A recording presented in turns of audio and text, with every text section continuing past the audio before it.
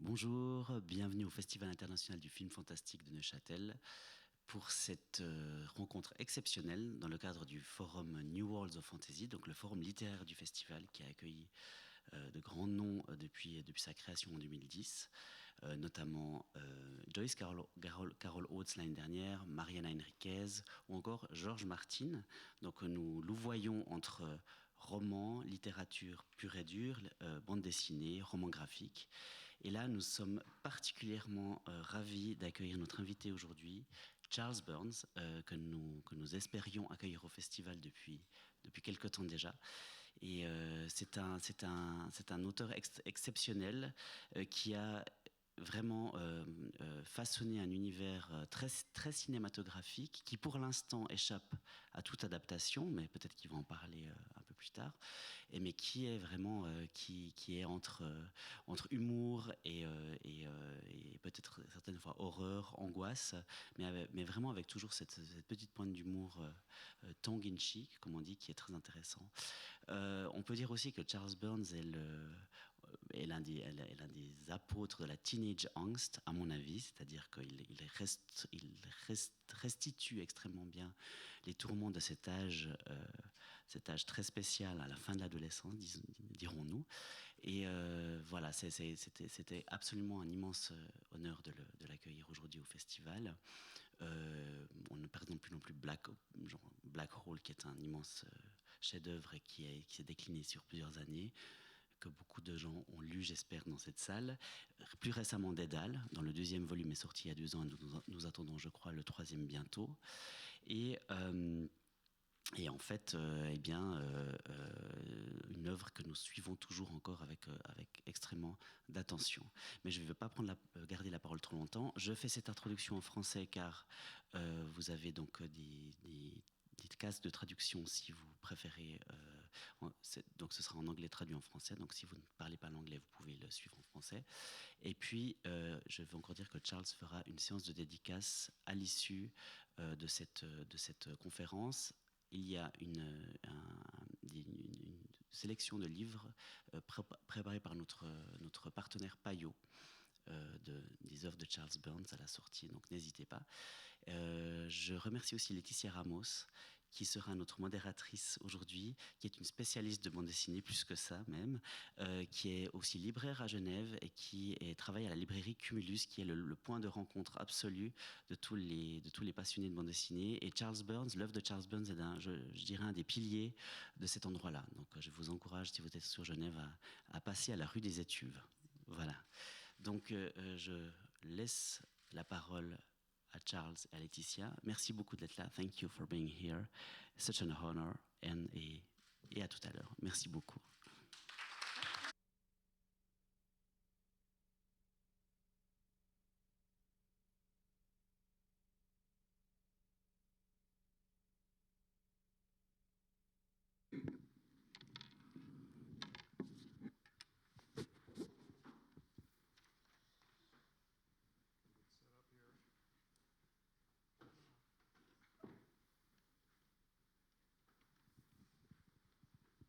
I think I'm plugged in.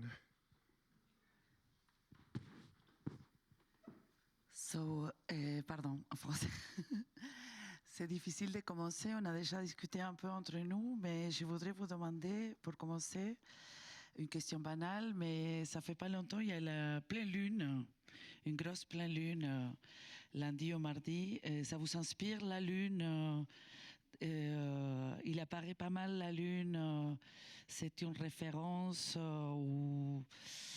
Voilà, on est dans cette grosse pleine lune en ce moment. Vous voulez dire quelque chose à propos ou c'est juste une réflexion et on passe à une autre chose? Quand vous voulez.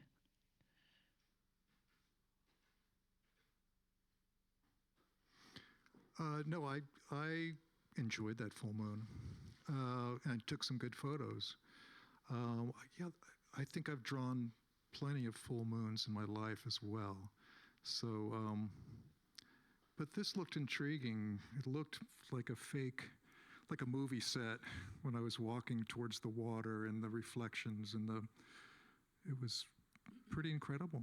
Yeah, I don't know about an inspiration. I didn't I didn't grow hair on my palms of my hands or anything, but yeah, it was beautiful. Thank you. To continue pour continuer sur la lumière, ça peut être la lumière de la lune, dans votre bande dessinée, dans votre comics, il y a, comme on peut dire, nuit américaine, même si c'est la nuit. On voit bien les personnages, il n'y a pas beaucoup de contraste, c'est possible, où il y a du contraste, mais on voit clairement votre personnage dans votre comics. Il n'y a pas de nuances, non? C'est très pop art, même si c'est la nuit. On peut voir vraiment ses visages, n'est-ce pas?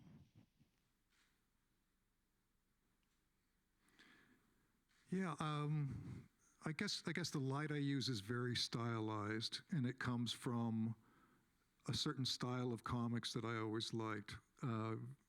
Very dramatic lighting that probably originally came from comic authors being influenced or looking at film noir or looking at kind of classic, stylishly lit movies of that era from the 40s and the 50s. I got that from the comics, and somehow that kind of metamorphosized into a much more stylized version of it. It's very precise. I guess I like that precise clarity. And the light is never it's not natural light, it's a dramatic light. So for example, I worked on an animated movie where they were lighting 3D characters that I had created, and none of the lighting that the digital lighting was always looked very strange because it didn't match what I had in mind because it's not natural. Yeah, merci, thank you. Je voudrais continuer à parler aussi de la nuit américaine, que c'est ce genre de lumière qu'on voit aussi dans les cinémas, même si c'est la nuit, que les personnages sont très clairs, c'est assez utilisé dans les cinémas américains.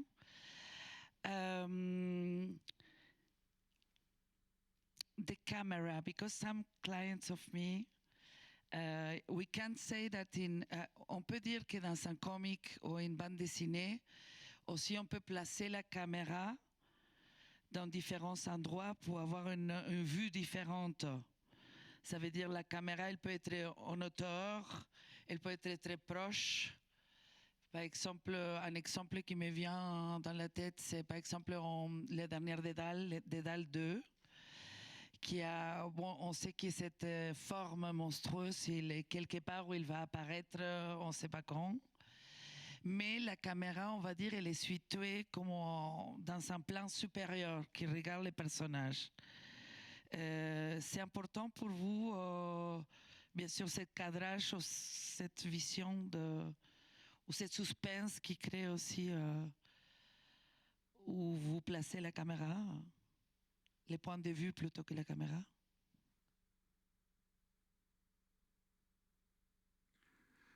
Well, it's interesting that you're using the word camera, which I understand. Again, I don't think in movie terms when I'm doing my work. I'm thinking about. I've slowly learned how to tell a story on paper, and yeah, of course, there's things that resemble close-up shots or aerial shots. And yeah, the storytelling is always dependent on the pacing and the point of view and building on ideas from how you're viewing the characters, how you're viewing the landscape, the pauses. So there's similarities, but there's also, with comics, there's a very different, for me, a very different experience than cinema. It's a very solitary activity to read. You're looking at pages, and you're supposed to read from the upper right to the bottom corner, but you turn a page and you're always scanning everything that comes before, and you can easily flip back. So there's something about that experience that's very different than the very linear experience of sitting in a theater and having a story come past you. You can pause, you can go back, you can, I mean, in theory, you can do this with your watching a DVD or something. But the experience of comics and it doesn't, it's not something that translates directly to cinematography, I think. I know I'm not answering your question, but yeah, part of my storytelling has so much to do with what you just described, the pacing and the angles of the scene and what you're showing and how you slow it down and how you move in on a character, and that's all storytelling devices.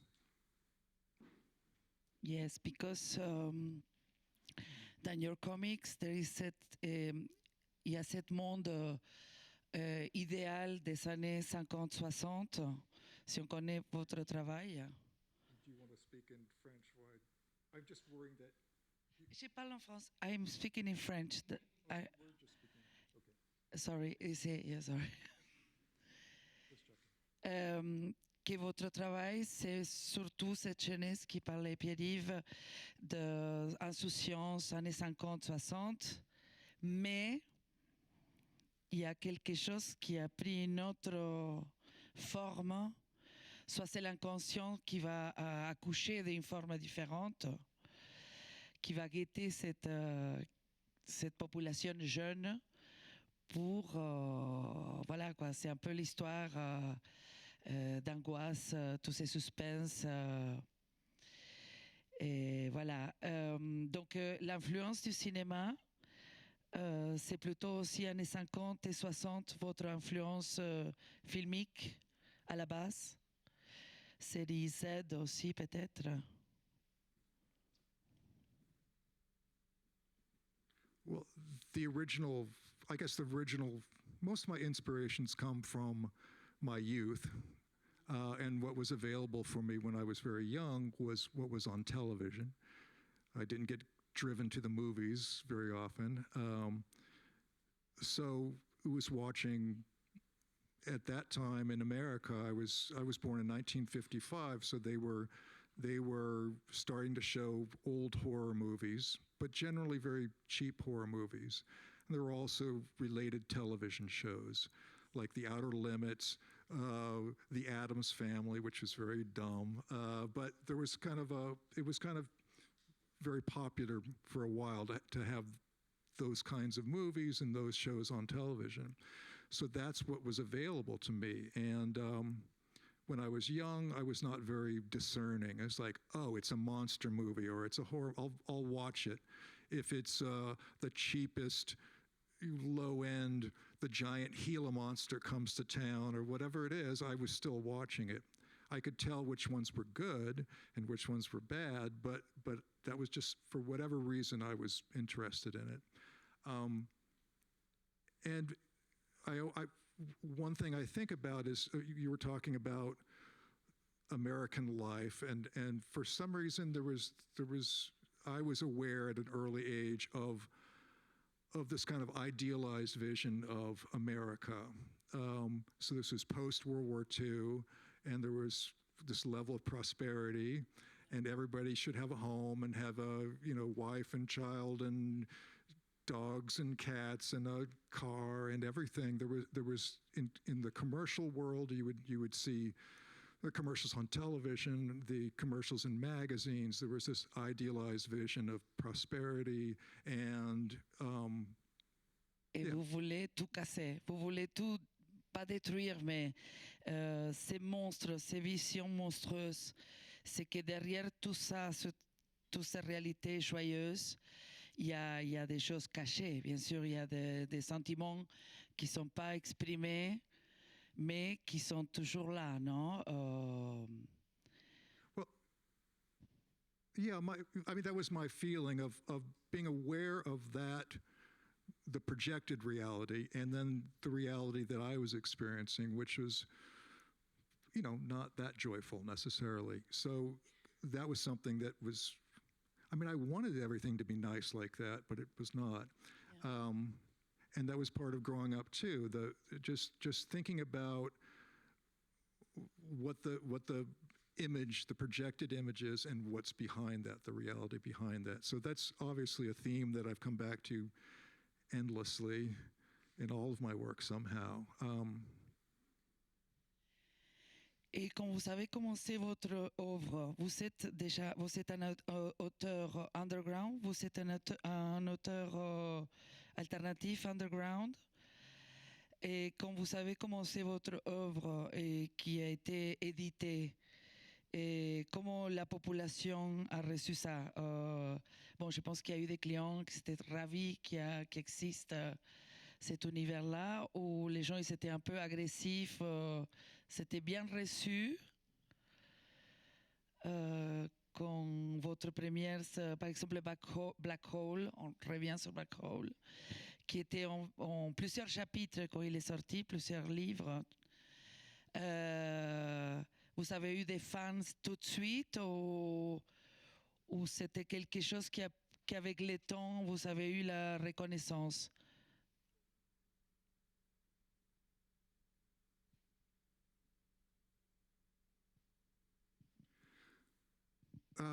When I was starting out, being old enough to try to start making a living doing artwork or comics, I was looking for any kind of outlet. I was aware of underground comics in the United States, and I thought, oh, I can probably work in that world. But that was kind of going out of fashion, and the publishers were not really accepting much new work. But I was trying everything, and I kind of continued to do, work in different formats and trying to figure out a way of getting my work out there. You were asking about Black Hole. I wanted to do a long story, and at that point, people were still buying the kind of smaller American-sized comic books, so I serialized it that way, and it was, it was not a paying job. I made a living doing illustration. That was how I was able to make a living. But I always loved having this outlet for my own personal work. And you're asking how it was received, and I was very isolated from anything to do with like feedback or if I'm getting a check, I don't know. I know how many copies are sold, and it wasn't some huge success. I think the success actually happened after the book was published, collected into a single volume, and I know that was well received. I guess I was very happy in the sense that it came out at a time where it had a lot of exposure, I guess, and people were looking for, they heard this thing called a graphic novel, like, oh, here's one you can read, and I think it got exposure in that way, and I remember being happy that, sitting at a book signing and having a woman come up to me and said, I've never read a graphic novel before, but I thought it was a regular book, and I picked it up and it looked interesting. I thought, you're my audience, you're who I want to pick up, not the person who loves comics and goes to the comic shop. I want the person who's never been exposed to that to discover something new. So I was very happy in that regard that it had that kind of success and found a new audience that way. Aussi votre BD, comics, roman graphique, on peut le dire de trois façons. Les éditions ils sont différentes aux États-Unis qu'en Europe. Par exemple, la trilogie Dédales, si j'ai bien compris, est éditée par l'éditeur français Cornelius et pas encore été éditée aux États-Unis, c'est ça? Yeah, I had started a new longer book and decided to serialize it into 3 separate volumes.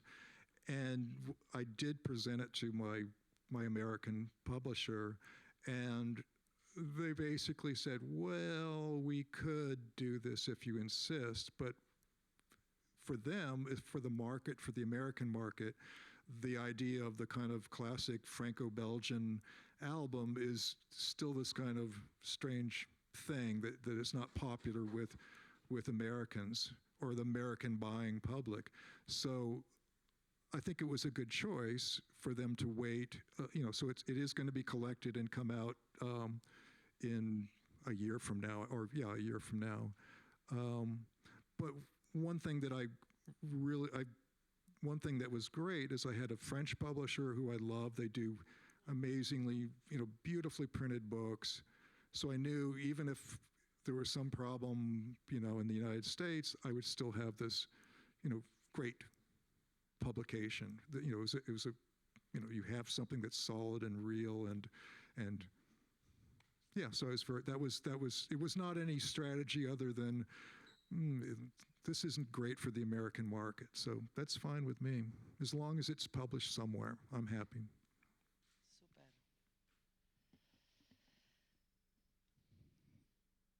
Alors, je ne sais pas si vous pouvez partager la façon comment vous travaillez. Vous faites en grand format ou les cadrages, vous faites case par case, mais comment un peu si vous pouvez partager avec nous votre manière de travailler, votre processus de travail. Oh, yeah. Okay. That's changed over the years, but it's fairly simple. I mean, it starts with the writing. So the most difficult part is just assembling ideas, pulling ideas together. And it usually starts with some kind of framework or some kind of skeletal structure, an idea. And it's almost like trying to, starting a car or pushing a cart up a very steep hill, and you're looking at the top, and that there's something up there, but that's a bad analogy.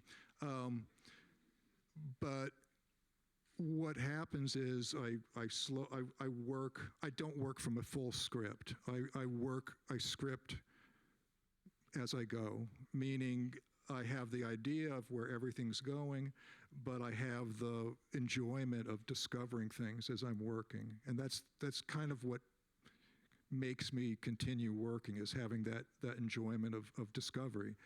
For example, my most recent book, I started out with a very specific idea and radically changed it midway, because what happens is you're working, you're considering, like, how do I show this? How do I show this? What if I showed it this way? What if I switched characters? What if I did this? So in a way, I'm much happier with what I've come up with. I'm happy with the solutions I came up with, because I had that time of how many years slowly plodding forward to think through all the possibilities. So just technically, I write, I do a breakdown of pages, a very rough, the same way a storyboard would be for a movie, but very roughly break it down, and then the actual drawing and inking, and then after that it's pretty technical. It's just scanning and coloring on a computer. So that's pretty much it. It's a pencil, a piece of paper, some ink, and a brush, and a pen. That's it. Thank you, Charles Barnes. J'aimerais bien vous proposer un petit jeu, un peu psychologique, on peut dire ça.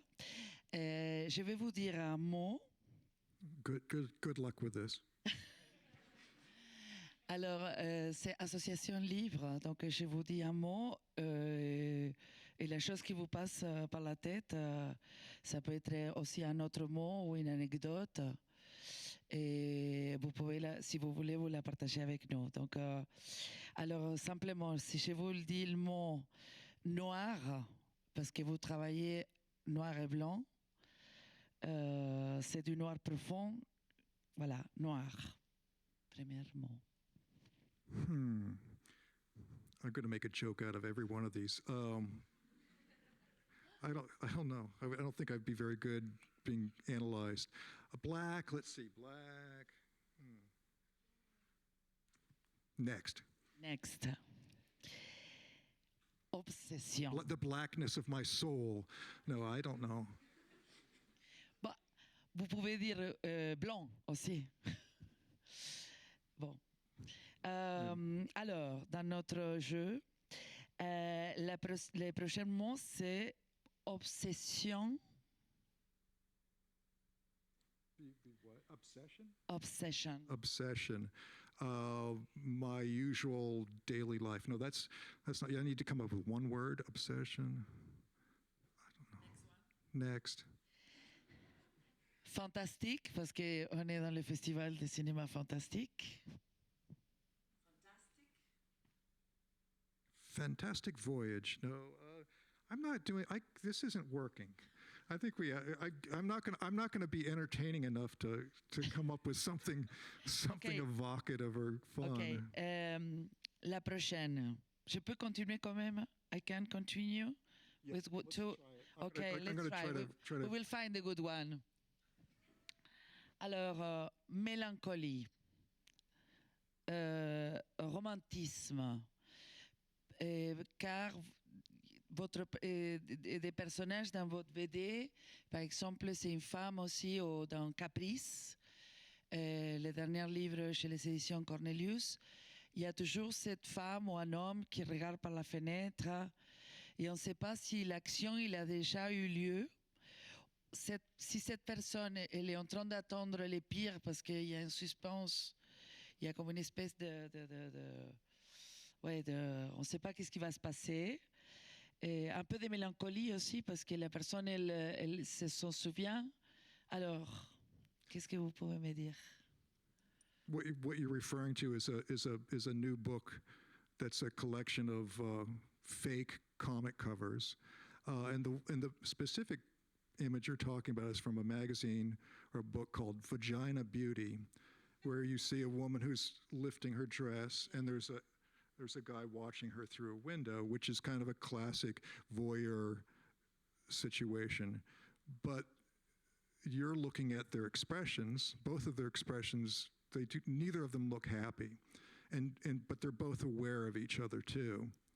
So for me, what I prefer is to offer those images to an audience for them to decide. So maybe it is like a Rorschach, a test. Like, are they, is he aggressive? Is she aggressive? Do they love each other? Do they have some pact together? It's your job as reading it to come to your conclusions. And if you find melancholy, that I see that myself, but maybe someone wouldn't necessarily. I don't ever have definitive answers for. I mean, I prefer to have that, not interpreted. That's what I find intriguing. And the comic book covers themselves, which resemble an existing book, I guess for me, it's kind of a takeoff on when I was younger, going to a specialty comic book store, and you'd see these magazines in plastic up on the wall. They looked very intriguing, because they had great covers, and I'd be interested in what that book was. And so the way I'm presenting these is in a similar fashion of like, what would you find if you were reading a magazine called Vagina Beauty? Like, what would that be about? That seems intriguing to me. The title alone. I wasn't sure if I should use it, but I did. Oui, je le disais aussi que j'étais contente parce que dans les mêmes livres, il y a un homme nu. Il n'y a pas que des femmes nues. On a aussi un homme nu. C'est pas mal ça aussi. C'est pas souvent les femmes. Well, I was jokingly saying it's something for the boys. Okay. That was my joke. Okay. For all my gay friends. It's not very attractive.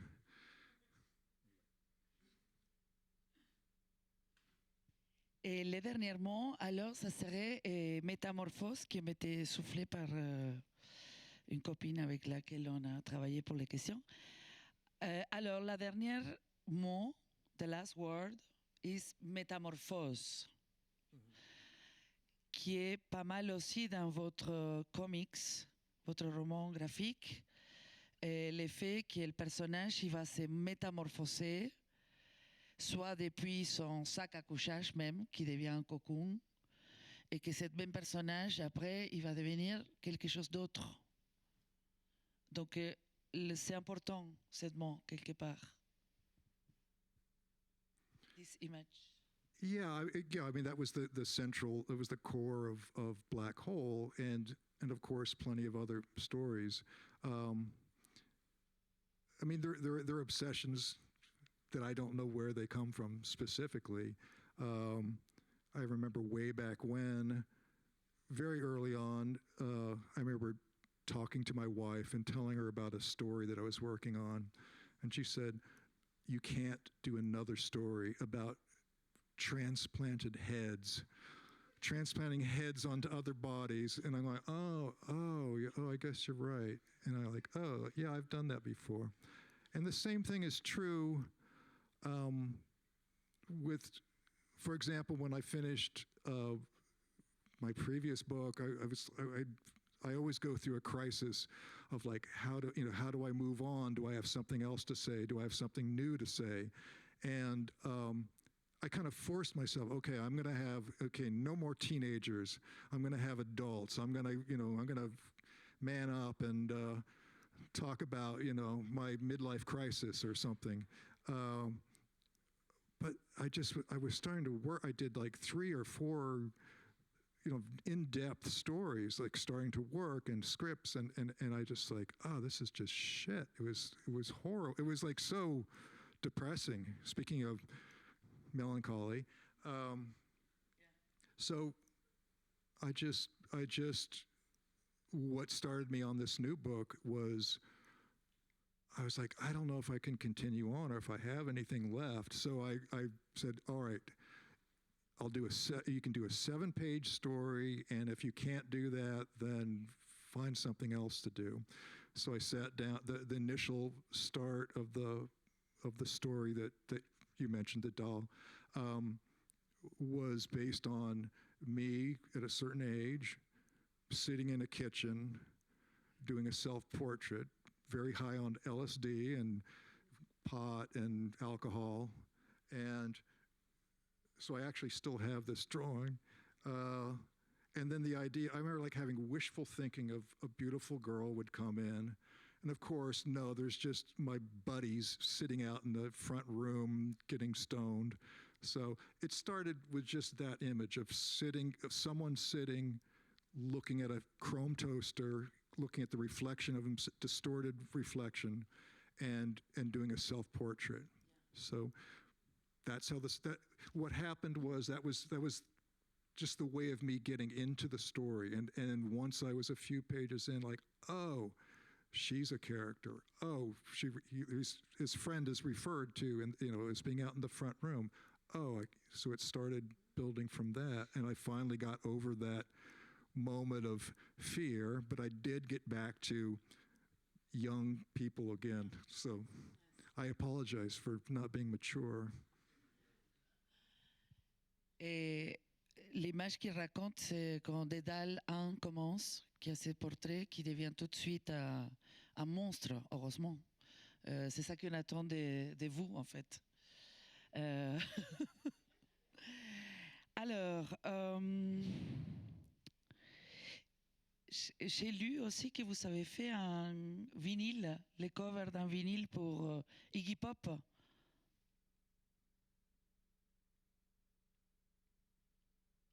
Iggy Pop disc? Yes. Yeah. I saw the cover. Sure. It's cool. There was a question about the cover, or? What?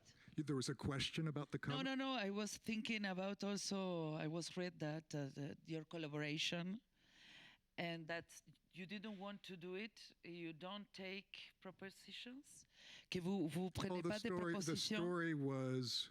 Yeah, please. Well, in the world, I don't know what it's like now because I'm not doing illustration, but in the world of illustration was, back in the day you would have your book, which was like a book of samples. And sometimes there would be someone interested in you as an artist for a project, and they would say, can you send your book? And for me, that always meant, we don't really want you. We're looking at 10 other people, and you have to go to the trouble of FedExing or mailing this thing. So I never got a job that way. That just meant they weren't really interested in you. They were just fishing around. So I got a call about, doing an album cover for, I think it was Virgin Records. I can't remember the label. And they said, can you send us your book? And I said, no, that's not going to work out.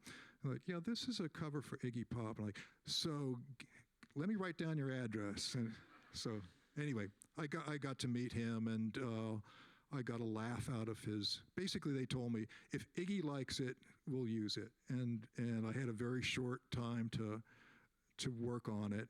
He sent me a cassette of the album, so I listened to that and tried to pull in some imagery from the songs, and it got a laugh out of him at his Lower East Side apartment in New York. So that was fun. Thank you. Alors, un peu pour finir, apparemment, il va y avoir justement une adaptation de Black Hole, peut-être, au cinéma.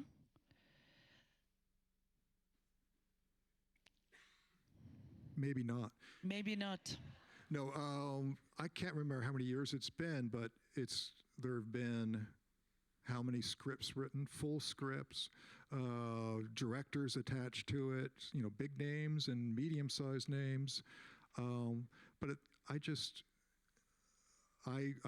realized, from past experience, I realized I didn't want to be involved with disappointment. I mean, it's been 10 years or 15, I don't remember how many years. It's been a long time that it's been optioned for a movie. And occasionally, it's like every 3 or 4 years, you hear some news comes in. But again, I'm not attached. I'm not worried about that. I mean, it's another world for me. One of the things I always bring up is I love working on comics because I control every single aspect of it. I don't print the book, the actual books, but if I had to, I would go down to the corner copy center and print out my book. But I can control every single aspect of it, and I would be too frustrated working in film. I mean, I've written film scripts before, way back when, and actually there was, I'm sorry, I'm backtracking here, but in MTV in the United States, there was an adaptation of my character Dog Boy. It was live action. It was a British director, and I wrote a full script. And I'd gone over there, I met everybody, and saw the first few days of shooting, and then I remember finally seeing the finished pieces, and I was like, well, what happened to my story here? And he said, oh, we ran out of time or money. So there was basically whatever I had written, I couldn't recognize on the final product. So that frustration kind of made me realize the constraints of that kind of collaboration. Whereas with comics, it's myself. If I screw up or if it's uninteresting or whatever, everything is on me, which I like. I prefer. Thank you. Je ne sais pas si on commence avec On va commencer maintenant avec les questions du public.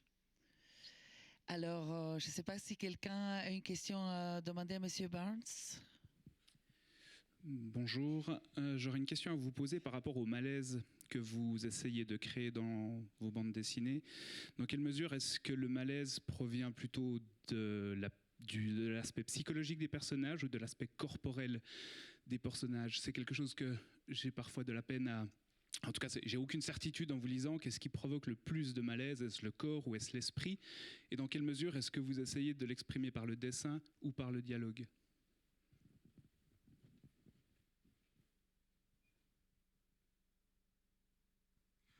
Well, hopefully it's the combination. I mean, ideally, it's all those elements playing off of each other. With comics, there's the idea that you can't just read it without the images, and you can't just look at the pictures without the dialogue and the narrative.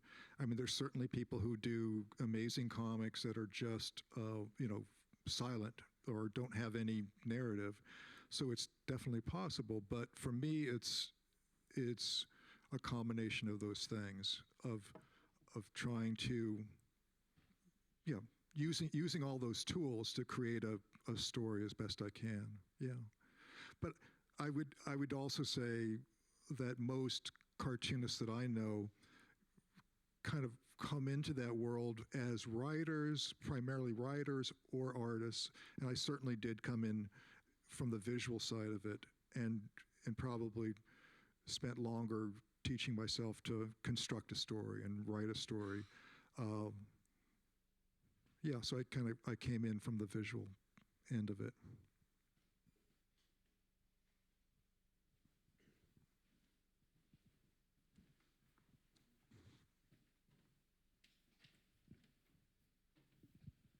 Hi. Oh, cool. Hi. I was actually wondering, from the perspective of an American author, when I first read Black Hole, I thought that this was one of my favorite comics, but I could not imagine reading it on an issue-by-issue basis, just because of how the story works much better as a single volume than in the way that American comics are usually released. Do you think let's say, standards of the American market and this expectation that comics are released on an issue-by-issue basis is potentially limiting to what the type of stories that can be told in American comics from the perspective of a more creator-owned author?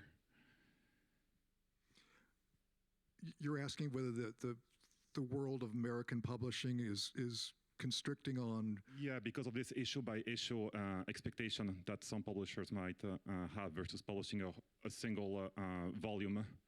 Well, I mean, that's something that's always been the case in one way or another.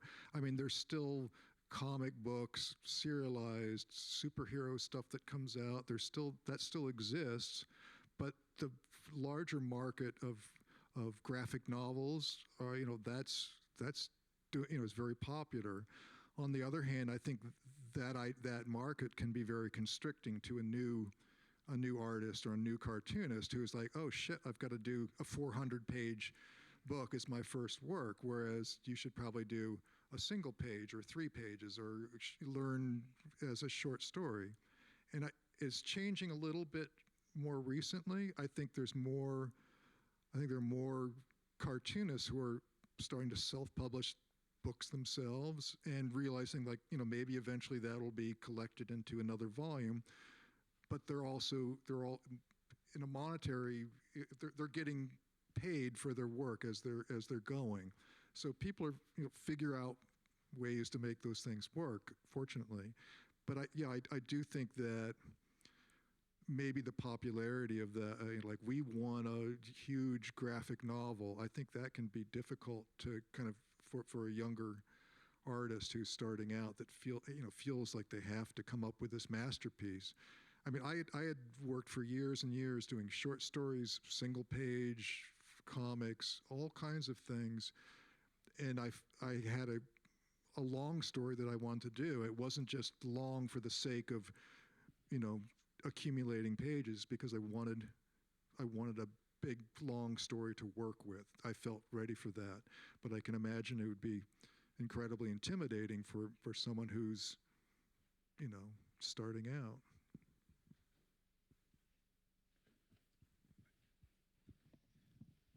Hi, you're here as a member of the jury for the international film competition, and I was wondering if it's the first time you're doing this, and what's your relationship to this role as you have to collaborate with the other juror and judge movies? I'm the mascot of my, you know. No, I've done it. I'm trying to think. I've done it just once before. There was an animation festival in Haarlem in Holland. So that was years ago. In some ways, it seems more typical to have a cartoonist work, you know, looking at animation. But I guess because I have horrific subject matter, I got brought into the whole, you know, got to hang out with my, you know, the real writers and cinematographers and directors. I got to hang out with them.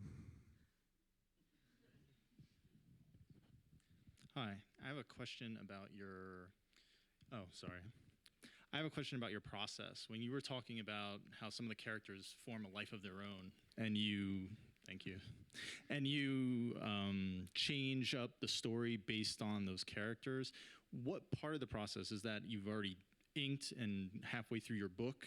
You know, are you doing it sequentially, or do you map out the whole thing, as you said, as storyboards or as pencils first, while you're scripting, and that's where your changes are made?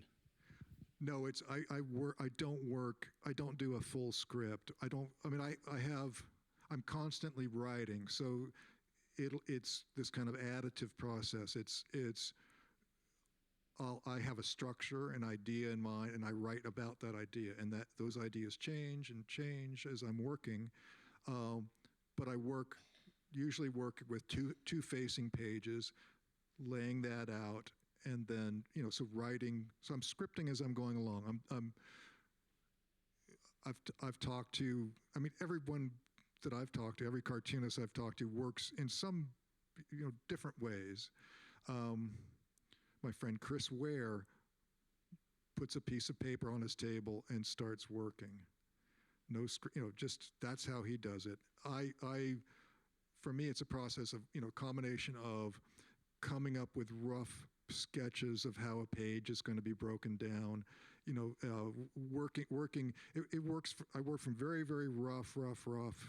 If you looked at my initial drawing is almost like scribbling. It's figuring out placement of the panels, so it's very rough. Working that way allows me to. I'm thinking ahead, but I'm also have that kind of ability to change or to bring in new things as I'm working. I don't know if I explained that very well. Well, to follow up, thanks. To follow up with it, I guess my question is, when they were talking about you're serializing Black Hole, yeah. Did you already have the whole thing planned out for issue, say, 12 by the time you started? I did, thinking? but that also changed considerably as I was working. So I think at some point maybe I think it originally was like 13 issues, and I was working in a similar way, but yeah, there were things that, for example, there was a whole passage in the very end of the book that I'd been making notes on forever, you know, and writing everything out and thinking about, and suddenly reaching that point and realizing that it was not essential to the storytelling. In fact, it kind of bogged the story down. So suddenly this passage that I'd fallen in love with had to be excised. It was like, okay, it was hard, but I had to be kind of ruthless and, you know, throw out this kind of beautiful idea because it wasn't essential to the storytelling.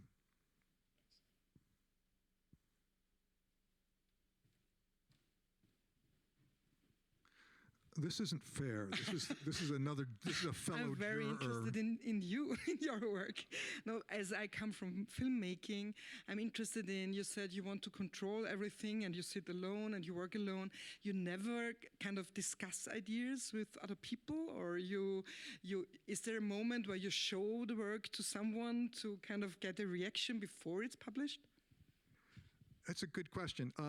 I think early on there was much more of that. So for early on, there would be more of a discussion with my wife, for instance, of like, oh, so there was more involvement of like, what do you think of this, and reading and that, and also early on, for example, I was being published in Raw magazine, and this is when I was in my early 20s. So still kind of learning on the job, but I would go up, and at that point, I was talking to Art Spiegelman and his wife Françoise Mouly. I was getting a lot of input about the work, down to a point. At some point, there was a story that it's like, okay, here let's sit down and cut everything apart and reassemble and think about what would work better. And so that was a real learning process. But now, these days, it feels weird to work on something for a year or whatever it is, or longer, and like nobody has read this. There was someone who came to my house recently, and I said, nobody's seen any of these pages. I guess if I drop dead over in the corner, But yeah, it is odd, but that's a preference. I think that if someone said, "Oh, I had trouble figuring out who this character," "Oh, I thought that this happened," and that was the afterward. If you hear that after, it's okay. After it's done, it's okay. I'm like, "Oh, maybe you're right, maybe you're wrong," but as you're working, that kind of, I'm glad I don't have that self-doubt of like, "Oh shit, maybe I should change this," because I've done this long enough, so for better or worse, I think I have a handle on what I want. But yeah, I don't have any, these days I don't have any, I work in such isolation, it's kind of frightening. Je peux poser une question avant? Pardon. Vous donnez des cours? You give lessons in drawings or workshops? I've way back when I did a little teaching, but yeah, I haven't for quite a while. I think I could do an okay job, but it's a huge amount of work to be a good teacher. My wife was a painting teacher, so she was very good. We would constantly meet people and like, "Oh, you were the best teacher I ever had. I actually learned something from you. I actually learned how to paint from you." So that's, that I appreciate. But I wouldn't devote, that's a lot of devotion. And so I find myself focused more on my own work. Bonjour, j'aimerais juste savoir quel est votre héros ou votre héroïne préférée.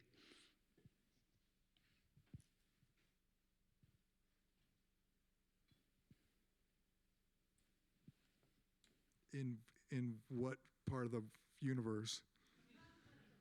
You mean in comics or in Dans la BD en général. Pardon, hero or heroine? Do you mean like a comic character or an artist? I'm sorry. I'm confused. Oui, un personnage comme Batman, Superman. I'm not listening by earplug. Sorry. What was that?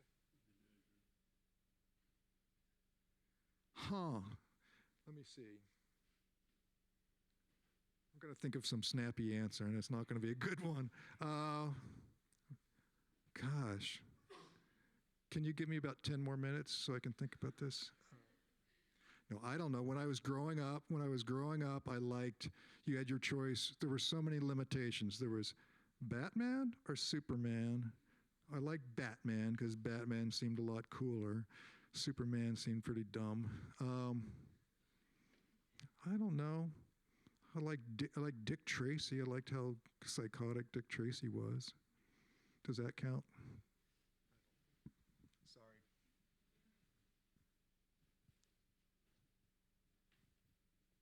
Bonjour. Vous avez parlé du processus de création de toute une œuvre, mais pas vraiment d'une planche ou d'une double planche. Et j'aimerais savoir comment vous travaillez là. Si vous travaillez case par case, ou si vous travaillez par planche ou par double planche ou par paquet de 10 planches, par exemple.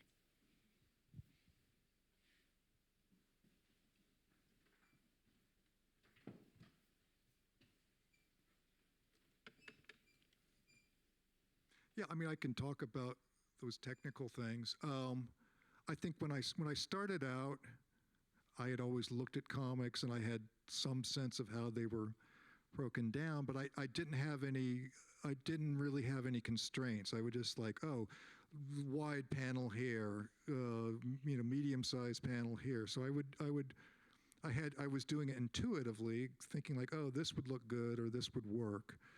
But as far as storytelling, there was one point early on where I became more aware of the constraints of structuring a story. So I used a very simple grid of 3 tiers on top of each other, where you could have a full tier or 2 panels on a tier or 3. And that was kind of the constraints that I used when constructing a story. And that actually taught me something as far as how you're slowing something down, how you focus on, action or movement. These days I have, I figure out different constraints or structures for each story. But it's fairly traditional.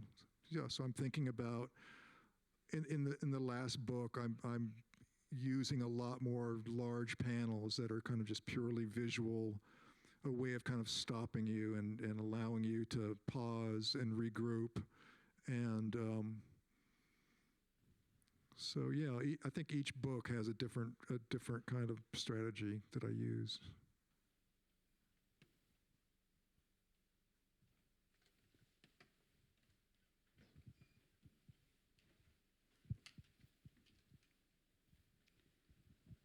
Was there a point at the beginning of your career that you were afraid of that nobody gets your stuff or your ideas, or wasn't it so important for you? I'm sorry, you were saying that in English. I was waiting for the translation. Could you say that again? Was there a point at the beginning of your career that you were afraid of that nobody gets your stuff or your ideas? Or wasn't that so important for you? Was I afraid of, I'm not sure if I understand. That nobody gets your ideas. So in the comic books, there are some kind of weird stories. Yeah. I said that in a positive way. But very afraid of that you can find an audience for that. Oh, yeah. As I was saying before, I wanted an audience, and I was trying to get published, but I also didn't want to. I never tailored my stories for an imaginary audience.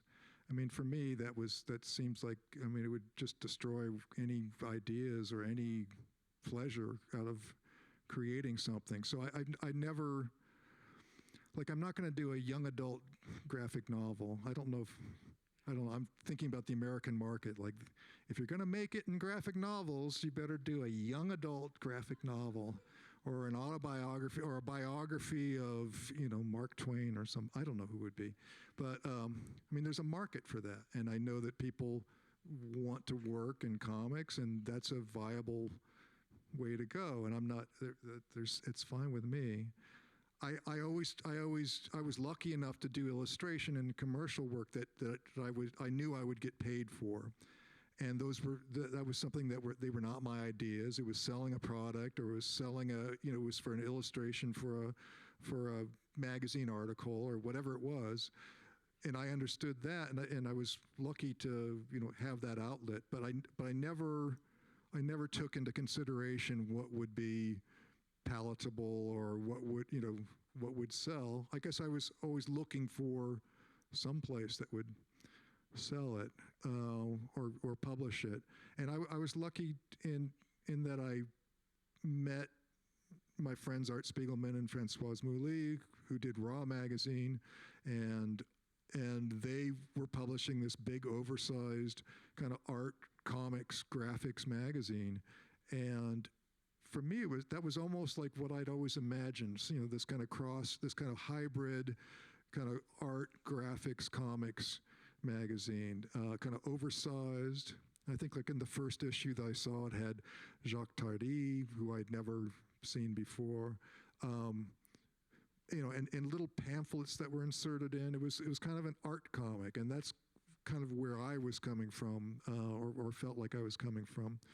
And yeah, I feel lucky that I've been able to have work published without, I mean, I've never, aside from the kind of early moments when I was talking about earlier about having, working with Art Spiegelman, I've never been edited. I've never had, unless there's something like, oh, I spelled a word wrong, but I've never had anyone, change something or insist on changing something other than, something as technical. So, yeah. Okay, that's all we have time for. Thank you very much for being here with us today. But you will have the occasion to have a dédicace. Peut-être je continue en français. Donc oui, il y a une séance de dédicace à l'issue de cette conférence. Par contre, je vais vous demander de sortir de la salle. Payot est à l'extérieur, donc si vous n'avez rien à faire dédicacer, peut-être c'est l'occasion d'y trouver quelque chose. Et voilà, simplement pendant qu'on met en place, je vais vous demander de sortir de la salle. Merci d'avoir été là. Merci.